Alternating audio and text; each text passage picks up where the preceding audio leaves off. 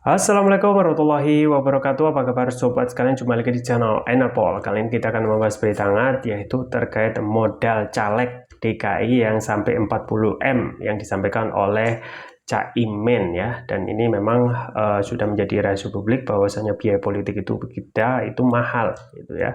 Dan tidak pernah dikoreksi dan pernah dikritik. Padahal inilah biang kerok ya, korupsi yang terjadi yang dilakukan oleh pejabat publik. Dengan biaya mahal tersebut bagaimana bisa mengembalikan kalau tidak dengan korupsi? Maka apa yang disampaikan oleh Pak Mahfud, yaitu malaikat masuk malaikat bisa menjadi iblis kalau masuk kekuasaan, ya akan terjadi berulang-ulang dan ibarat sebagai lingkaran setan ya. Kemudian prosesi pemilunya terus berlangsung, tetapi cara teknisnya masih seperti ini dengan politik biaya mahal yang dikhawatirkan ya akan sama, tidak akan memunculkan ya pejabat publik yang serius memperjuangkan kepentingan rakyat, tetapi lebih cenderung memperjuangkan kepentingan oligarki yang membayar tadi. Nah, harusnya dikritik gitu ya. Ini sesuai dilansir oleh suara.com, langsung saja kita baca dan kita ulas. Suara.com, Ketum PKB Muhaimin Iskandar yang akrab disapa Caimin mengungkapkan bahwa ada biaya politik sekitar 40M rupiah, 40 miliar rupiah yang diperlukan jika seseorang ingin menjadi calon legislatif di DPR RI. Dalam acara pidato kebudayaan di Gedung Juang, Jakarta Pusat, Caimin membicarakan tentang biaya politik atau ongkos politik yang harus dikeluarkan untuk mencapai kursi di Gedung Senayan. Dia mengakui bahwa para aktivis yang ingin menjadi anggota legislatif tetapi biayanya sangat besar. Saudara-saudara saya mencalonkan diri 3 atau 4 kali.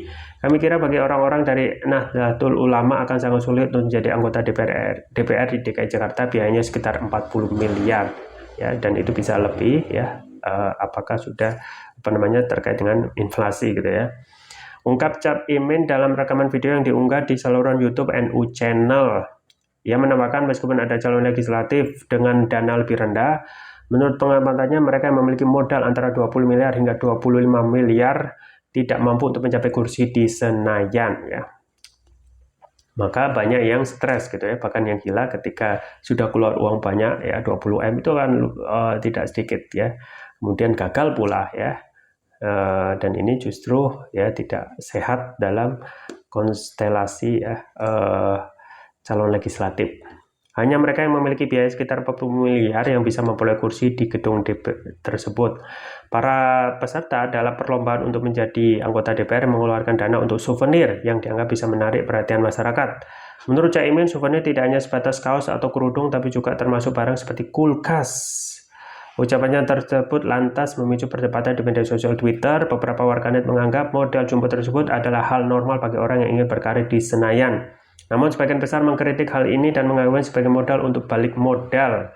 Kalau gini bukannya yang mikir gimana caranya balik modal dulu dibandingkan mikirin rakyat, komentar salah seorang warganet. Pantes nggak heran jadi mereka yang ke Senayan mikirnya gimana cara mensejahterakan rakyat, bingung negara. Jadi mikirnya gimana uang kembali ke modal ke kantong, tulis akun @fair. Makanya jangan pilih caleg yang bagi-bagi duit maupun sembako karena mereka pasti ingin balik modal, kata akun AO ya. Kemudian dalam kesempatan tersebut Caimin menyoroti persaingan politik yang menurutnya semakin sulit diprediksi. Persaingan dalam politik selama beberapa pemilihan umum terakhir menunjukkan bahwa persaingan yang mencari segala cara terjadi dengan sangat terang-terangan, katanya. Caimin juga mendukung pernyataan Ketua Umum PBNU periode 2010-2021 Said Agil Sirot mengenai politik uang. Dia menyatakan bahwa hanya orang kaya yang bisa meraih kekuasaan dan berhasil dalam persaingan pemilihan umum. Dalam kesempatan yang sama, ia juga bercanda bahwa saat ini dia berada dalam peringkat bawah, tidak diizinkan untuk bicara meskipun ada banyak program podcast. Ia hanya menerima undangan dari Kaisang Pangarep untuk menjadi tamu dalam podcastnya Pod Kaisang Depan Pintu.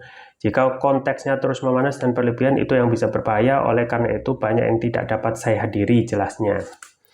Ya, itu ya sobat sekalian terkait dengan biaya mahal, biaya politik pemilu yang mahal yang tidak mungkin ya bisa menghasilkan ya pemimpin yang bisa memperjuangkan kepentingan rakyat ya. Pernah disampaikan dalam suatu keterangan dalam pemberitaan ya, bupati mana gitu ya, ketika sudah menjadi berkuasa sebagai bupati, dia tidak mungkin ya tidak membiayai ataupun konstituennya ya pada saat berkuasa. Nah, akhirnya modal yang dikeluarkan itu ya tidak sebanding dengan gaji ya. Misalnya sekarang pejabat publik rata-rata take home pay itu 100 juta ya per bulan ya. Kemudian kalau setahun bisa 1,2 M kali 5 ya, 5 tahun maka 1,2 kali 5 60 ya.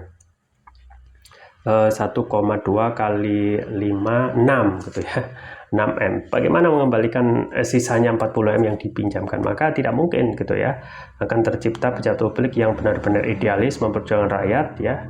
Maka ini akan terus menjadi lingkaran setan di mana para pejabat publik itu akan terus memuaskan keinginan syahwat oligarki yang menjadi pemodal ya, dan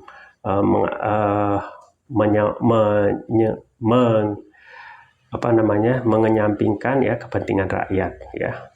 Dan kenapa ini ya tidak pernah dipermasalahkan ya dalam aturan konstitusi tentang biaya politik yang mahal ya, karena salah satunya keberpihakan gitu ya, anggota caleg ini yang terus menerus ya memelihara aturan ini menjadi biaya politik yang mahal agar tercipta kondisi yang simbiosis mutualisme antara pengusaha dan pejabat publik yang ingin mencalonkan sebagai pejabat publik.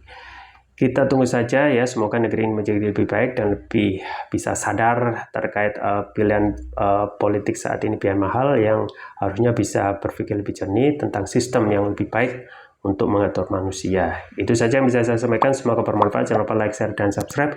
Sampai jumpa lagi. Wassalamualaikum warahmatullahi wabarakatuh.